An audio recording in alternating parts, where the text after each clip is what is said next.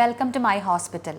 Thyroid മുഴകൾ എങ്ങനെ തിരിച്ചറിയാം വിശദീകരിക്കുന്നു doctor Ferdinand, consultant thyroid surgeon, Apollo Atlas hospital. Thyroid ഹോർമോണിൻ്റെ കൂടുതലാണെങ്കിൽ, ദാറ്റ് ഈസ് ഹൈപ്പർ തൈറോയിഡിസം ആണെങ്കിൽ അതിൻ്റെ റീസൺ എന്താണെന്ന് മനസ്സിലാക്കുക. ബിക്കോസ് തൈറോയ്ഡ് ഹോർമോണിൻ്റെ കൂടുതൽ വരാൻ കുറച്ച് മെയിനായിട്ട് സ്പെസിഫിക് ആയിട്ട് റീസൺസ് ഉണ്ട്. അതിൽ ഒന്ന് തൈറോയ്ഡ് ഗ്ലാൻഡിൽ വരുന്ന മുഴകളാണ്.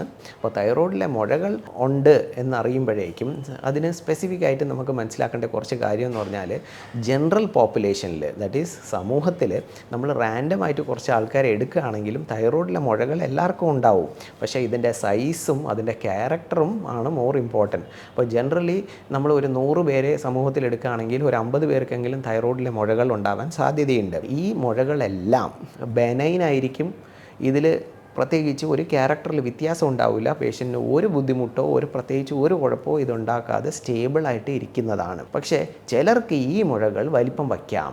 ഈ വലിപ്പം വയ്ക്കുന്നതനുസരിച്ചാണ് പേഷ്യൻ്റെ ബുദ്ധിമുട്ട് വരുന്നതും അതിനെ നമുക്ക് രോഗനിർണയം നടത്തി എടുക്കേണ്ടതും. അപ്പം ഇങ്ങനെ സ്പെസിഫിക് ആയിട്ട് പ്രോബ്ലം ഉണ്ട്. ലൈക്ക് ഭക്ഷണം ഇറക്കാനുള്ള ബുദ്ധിമുട്ട്, ശ്വാസം എടുക്കാനുള്ള തടസ്സം, ശബ്ദത്തിൽ വ്യത്യാസം, എപ്പോഴും ചുമച്ചുകൊണ്ടിരിക്കുക, ഇങ്ങനത്തെ ബുദ്ധിമുട്ടുകളൊക്കെ ഉണ്ടെങ്കിൽ നമുക്ക് തൈറോയ്ഡിലെ മുഴകൾ ഉണ്ടെങ്കിൽ അതിനെ സ്കാൻ ചെയ്ത് അതിനെ മനസ്സിലാക്കി, അപ്പോൾ ആ മുഴയുടെ സൈസ് എന്താണ്, ക്യാരക്ടർ എന്താണ്, അതിൻ്റെ കൂടെ വേറെ എന്തെങ്കിലും ഫൈൻഡിങ് ഉണ്ടോ എന്ന് മനസ്സിലാക്കിയിട്ട് ആ മുഴയെ നമ്മൾ ഇവാലുവേറ്റ് ചെയ്യുക. അപ്പം ഈ അൾട്രാസൗണ്ട് സ്കാനിങ് ആണ് അതിൻ്റെ ബേസിക് ടെസ്റ്റ്. അപ്പോൾ അൾട്രാസൗണ്ട് സ്കാനിങ് ചെയ്യുമ്പോൾ നമുക്ക് മനസ്സിലാവും ഈ മുഴയെ നമ്മൾ എങ്ങനെയാണ് ഹാൻഡിൽ ചെയ്യേണ്ടത്.